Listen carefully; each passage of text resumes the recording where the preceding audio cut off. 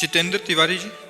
राधे राधे जी। राधे राधे महाराज जी। महाराज जी, आप कह रहे हैं कि आपने एक प्रतिष्ठित परिवार में जन्म लिया, वो मैं अपने पूर्व का ही भाग्य मानता हूँ। फिर कह रहे हैं कि इनकी बच्ची वो भी मेधावी थी, बट उनका एक छोटा बच्चा है वो 2 साल का दिव्यांग हुआ महाराज जी। तो कह रहे हैं कि वो उसकी मैं समझता हूँ कि वो संत की एक आत्मा अपना काम पूरा करने आया है। महाराज जी, सवाल ये है कि उसके पूर्व जन्म का फल है या मेरे पूर्व जन्म का फल है, कि कष्ट तो मन को होता ही है महाराज जी। पूरा संयोग होता है, माता पिता भाई बहन परिवार, पूरा कर्मों का जाल बिछा हुआ होता है।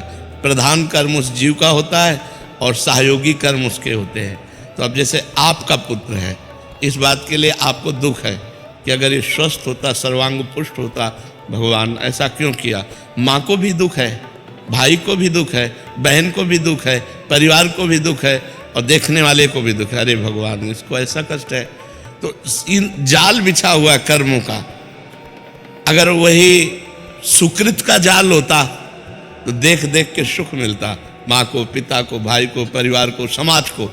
दुष्कृत का जाल बिछा हुआ है तो उन्हीं को दुख पहुंचेगा जिन जिन को दुख पहुंचना है, क्योंकि कर्म जाल ऐसा है। इसलिए बहुत सावधानी पूर्वक कर्म करो अब, जिससे उसका भी कल्याण हो जाए और आपका भी कल्याण हो जाए। भगवान का नाम जप करते हुए, शास्त्र स्वाध्याय करते हुए, पवित्र आचरण करते हुए, पुण्य स्तोत्रों का पाठ करते हुए उसको भी सुकृत दान कीजिए उस बालक को। तो उसके अंदर जो दुष्कृत प्रभाव से अंग प्रत्यंग बिगड़े हुए हैं तो अपना वो कल्याण कर लेगा।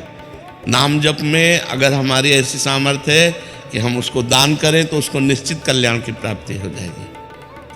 महाराज जी, शारीरिक कोई दोष नहीं है, वो ऑटिज्म जो आजकल बहुत बच्चों को हो रहा है, जो स्वलीनता वाला विषय है। महाराज जी, अपने आप में मस्त, मतलब नहीं, बौद्धिक स्तरहीन होना उसे हम कहेंगे। अपने आप में लीन होना ये तो सिद्ध महापुरुषों का स्वरूप है कि वो अपने आत्मा में आनंद में तृप्त रहते हैं। बौद्धिक स्तरहीन होना, वो बौद्धिक स्तर से ऊपर उठ जाना है, आत्मस्वरूप में लीन होना। लेकिन वो अपने आप में लीन नहीं है, बौद्धिक स्तरहीन होना। आप समझिएगा, बौद्धिक स्तर उसका बहुत गिर चुका है, जिससे वो प्रकाशित नहीं हो पा रहा है। तो मनुष्य शरीर में रहते हुए भी जो विवेक और जो विद्वता, जो हमारे अंदर प्रवीणता, वो नहीं है। हाँ, तो उसको अबोध बच्चा ही कहेंगे, चाहे पूरा जीवन जितना भी जी ले उसे अबोध ही कहेंगे। तो उसके लिए हमें करना चाहिए, नाम जप करके उसको दान करना चाहिए, उसको देना चाहिए, तो उसका मंगल हो जाएगा। अब वो कर्मों के अनुसार से है, कर्मों का ऐसा प्रधान होता है। जरा सा सिस्टम बिगड़ जाए तो अभी सब पागल हो गया आदमी। जरा सिस्टम बिगड़ गया तो अपनी सीमा में बुद्धि केवल उतनी सोच सकती है जितनी सोचना है। किसी किसी की बस इतनी बुद्धि है कि वो खा सकता है, पी सकता है, हो सकता है, वो अपनी दिनचर्या कर सकता है, लेकिन आगे विवेक नहीं है। किसी किसी की इतनी भी बुद्धि नहीं कि वो अपनी दिनचर्या कर सके।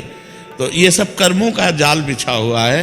तो पूर्व जन्मों के कर्मों से आप ऐसे पवित्र कुल में प्रकट हुए, तो वो भी पवित्र कुल में प्रकट हुआ, लेकिन कर्म बिगड़े हुए थे, इसलिए बौद्धिक स्तर को सूक्ष्म कर दिया गया कि वो विकास को प्राप्त नहीं हो पा रहा है।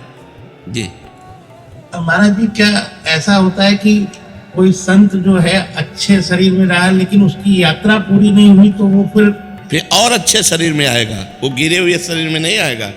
भगवान ने कहा, मेरा भजन करने वाले का जब भ्रष्ट हो जाता है, जैसे मानो जिस विषय से भ्रष्ट हुआ, योग में चला हुआ पुरुष 2 ही विषयों से भ्रष्ट होता है, कंचन कामिनी।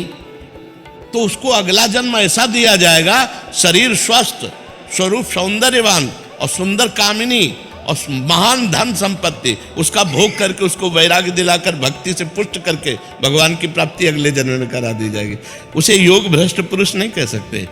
योग भ्रष्ट पुरुष उसे ही कहते हैं जो भगवान का भजन करते हुए चूक हो गई, तो इतनी उस भोग की बहुतायत होगी कि उसको वैराग्य हो जाएगा पूर्व जन्म के भजन के प्रभाव से, और वो अगला जन्म स्वस्थ सुंदर सब, क्योंकि वो भजन करता रहा है। और फिर वो महान भगवान का चिंतन करते हुए जन्म से ही विज्ञानवान, जन्म से ही ज्ञानवान, जन्म से ही ब्रह्मचर्य, धैर्य, विद्वता, ये सब उसके अंदर सद्गुण होंगे, क्योंकि योग भ्रष्ट पुरुष है।